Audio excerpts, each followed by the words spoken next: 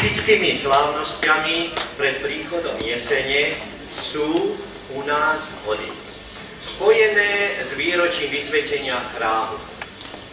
Bohato sa rozrástli najmä v našom kraji. Nieraz v dávnej minulosti trvali viac dní a slávime ich dodnes hodovaním a zábavami. Hovorilo sa: Če sú to hody, naše hody. Poďme, milá, poďme do hospody. Če sú to hody, naše hody. Zebereme sklenku, pôjdeme, moja milá, na zábavu do šenku.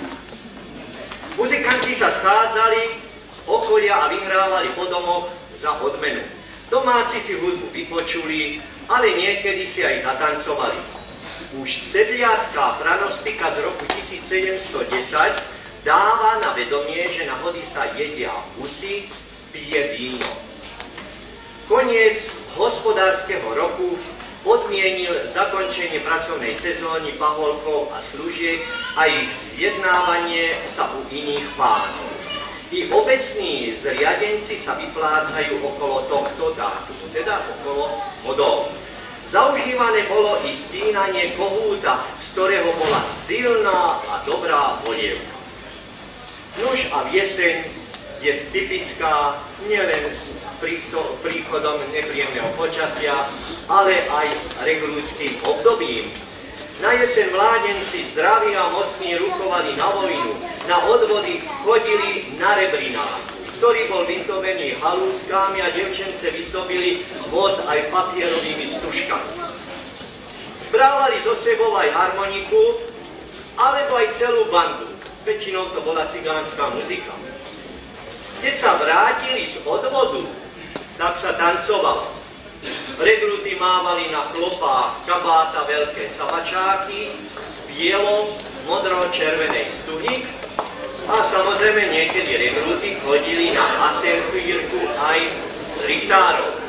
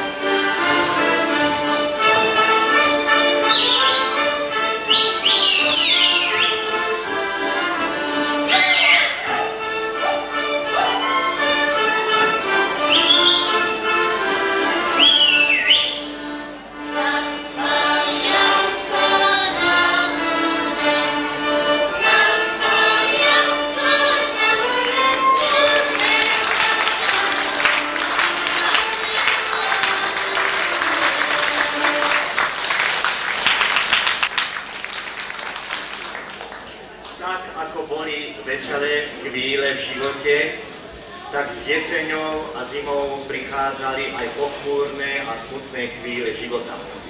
Starí ľudia vždy verili v rôzne povery a predpovede. Napríklad, vypočujte si niektoré sny. Snívalo sa mi, že mi predný zub vypadol, asi umre niekto blízky. Alebo počula som v noci brechať a búchať 3-krát na povale. Teda búchať na povale. Asi niekto z domu zomrie. Alebo keď bola polnoc, klepalo mi na okno. Pravdepodobne prišiel sa starý odobrať. V noci som videla bielom oblečenú ženu. Asi zomrie niekomu dieťa. A podobne. Keď zomrel v dome človek, či už mladý alebo starý, chodila sa 3 dní modlievať do domu po večeroch ľudia známi, hlavne príbuzní.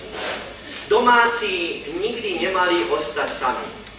Pohreb sa robil na 3. deň a rakva sa z domu vynášala vždy nohami obrátená ku dverám.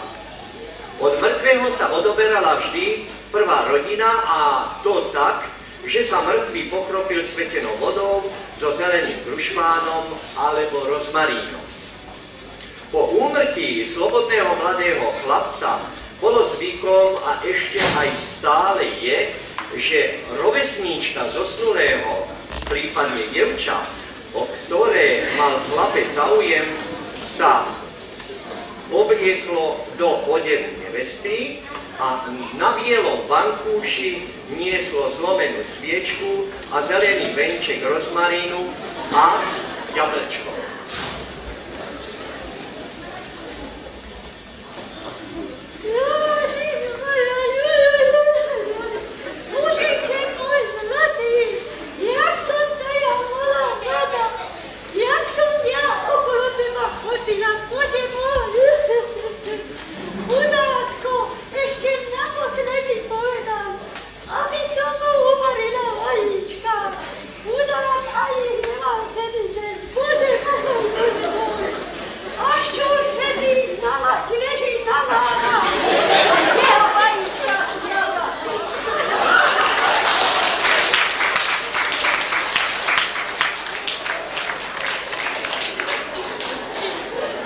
Jesení sa zberala všetká úroda, ktorá ešte zostala na poliach a záhradách.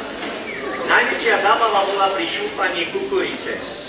Táto sa navozila do gazdovského domu a tu sa šúpala.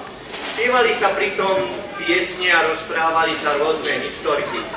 Nieraz sa stalo, že aj myš behla do gati alebo žene pod sukňu.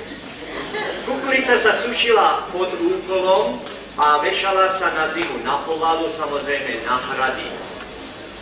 A ženičky takú malinkú ukážku predvedú, ako asi tá kukurica sa šúpala a ak budú mať času, aj ju začnú viazať.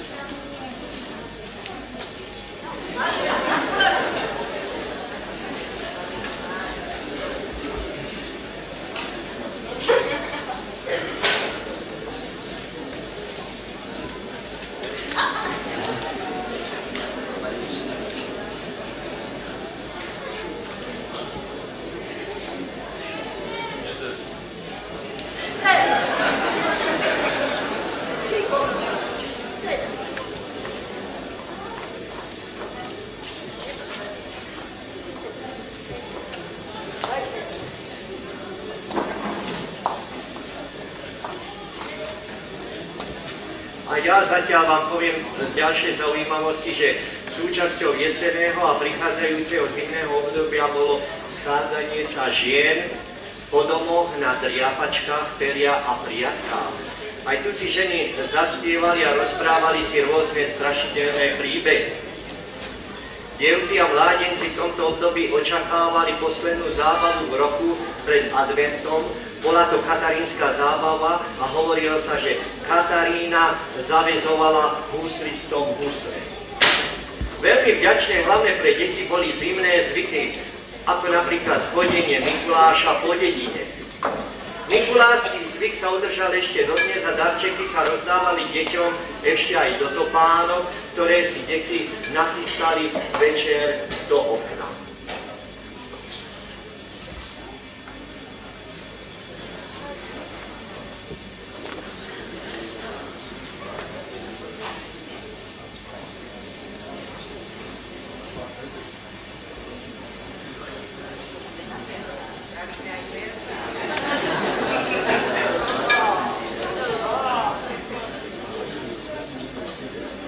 Ale história nehovorí, že keď žena kýchla, že čo to ako skončilo.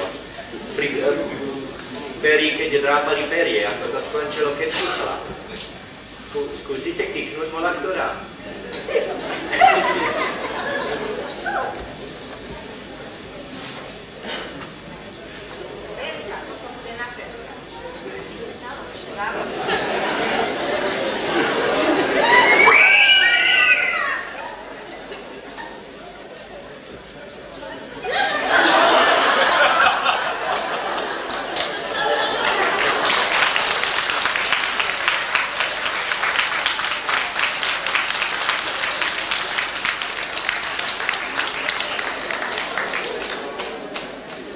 Najkrajším kresťanským sviatkom v roku boli aj sú Vianočné sviatky.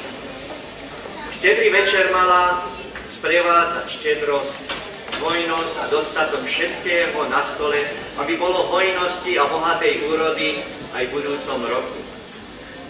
Po večeri prichádzali pod okná koledníci a spievali vianočné koledy. A o polnoci sa všetci kresťania vzchádzali v kostole, aby oslávili narodenie malého Ježiška a zúčastnili sa slávnostnej svätej omše, tzv. Utírnej. Na Nový rok sa chodilo vinšovať. Chodili len muži. Ženy nesmeli chodiť, lebo ich príchod do druhého domu znamenal nešťastie. Na Troch kráľov sa končil čas vianočný. Tento deň sa oberal stromček, no niekde si ho ponechali až do rovníc.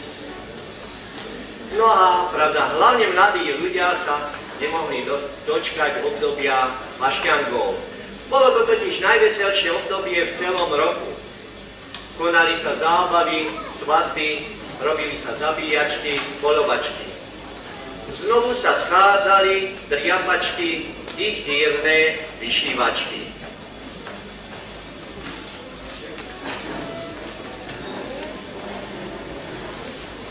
Najviac sa darilo muzikantom v období mašiankov, najmä cigánskym hudbám.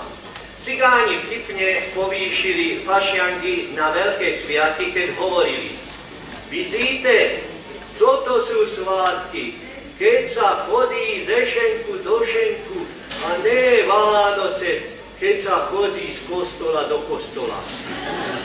Mládež sa tešila najmä na zábavy v závere fašiankov, teda od nedele do útorka pred Popolcovou stredou. V pondelok si však organizovali zábavu ženáči a väčšinou sa udržala zábava bez pitiek.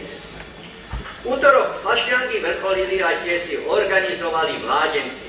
Nakoniec sa o polnoci pochovala masa a richtár ukončil zábavy. Samozrejme, ako to už na každej zábave alebo iných stretnutiach a posedeniach bývalo, či už to boli driapačky alebo vyšivky, mladí sa tu schádzali, stretali a vytvárali sa veľmi krásne vzťahy, ktoré vyjadrovali vo svojich piesňach a zobrazovali vo svojich tancoch. A tento tanec sa nazýva vyšívanie na dedine.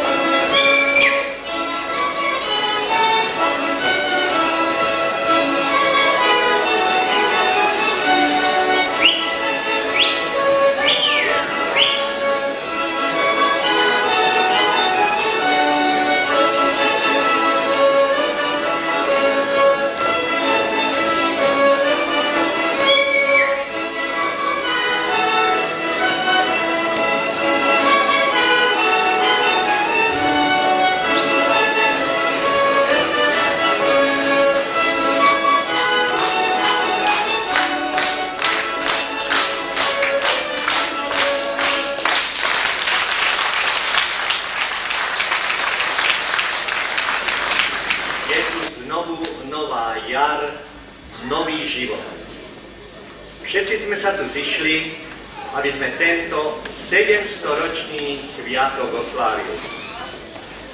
Koľko životov sa zrodilo v tejto malebnej dedinke Križovaní. Koľko dobrého, ale i zlého, veselého i smutného sa udialo. Koľko spomienok je v našich srdciach. Spomínajme a ďakujme nášmu slovenskému ľudu, že jeho kultúra bola, je a vždy bude tým najkrajším odkazom pre ďalšie a ďalšie generácie. Chráňme si to, čo naši predkovia pre nás zanechali. Hoci 700 rokov je dlhá doba a veľmi, veľmi veľa sa zmenilo, hrdo sa obzrime na týchto našich mladých a krásnych potomkov. Je to veľa alebo málo? Veď dokážu tancovať, spievať a robiť to, čo robili ich dedovia a staré matky. Najhlavnejšie však je, že žijú slobodní a nemusia robiť napríklad na Pánskom, nemusia sa báť Dereša a Pána, ktorý nad nimi drží bič. Thank you.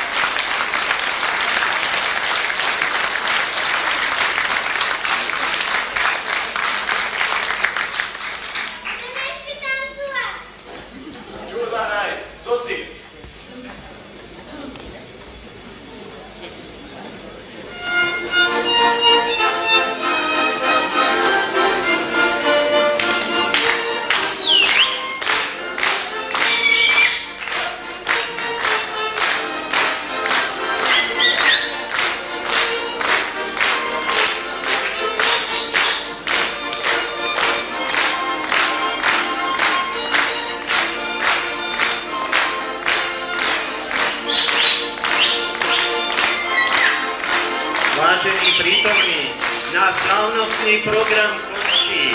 Kto sa podielal na príprave tohoto programu? Mažoretky naštudovala a pripravila Janka Holteková. Zvykovú hudbu Dudvách viedol vedúci Milan Drimaj, Miloš Vyselka. Choreografiu detského folklórneho súboru Dudvách. Scenár, réžiu, veľkú robotu robila vedúca Evka Michálková. Ľudovú muziku pripravila, viedol pán Jan Šulko. Na harmonike hrála a hrá Lenka Demovičová. Súboru pomáhal Blažek Ervín. Folklórnu skupinu vedúca Marika Královičová i solo na záver zaspievala. Doprovod na harmonike k folklórnej skupine urobili dvaja Petrovia, Peter Tornóci a Peter Mazarovič. Ďakujeme vám všetkým účinkujúcim, rodičom detí, obecnému úradu, pánu starostovi, za materiálnu a finančnú pomoc. Ďakujeme sponzorom pohostinstvo Sliva Stanislav, Mako Jozef, firma Zama, Vys Piešťany, Rekoplín pánovi Chrenkovi, poľnohospodárskemu družstvu Majcichovi, inžinierovi Milanovi Lukáčovi, Hrčkovi Pálkovi, Benkovskému Vladovi, Katrnúkovi Danielovi, ktorý má predajnú paliva, a potom ešte organizácii Zem, Ekoplast so sídlom v Šúrovciach. Vážení, všetko skončilo, tanečníci odišli, čo mi zaželať? Zaželať vám príjemný zvyšok dnešného večera a samozrejme myslím, že už hodová hostina môže začať, ale pozor, pozor, obyčajne pohodou bolieva brucho. Dúfam, že vás nebude bolieť. Tak, veselé hody!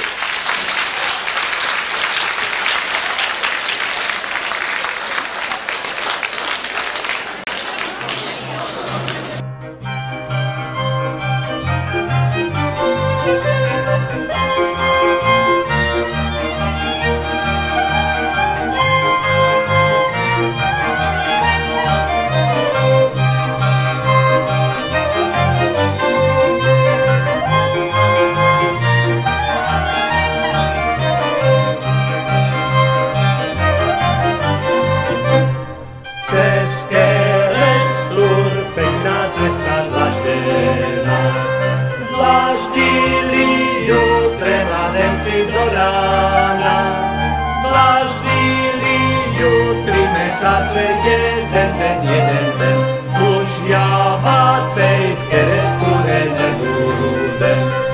Dláždili ju 3 mesace, jeden den,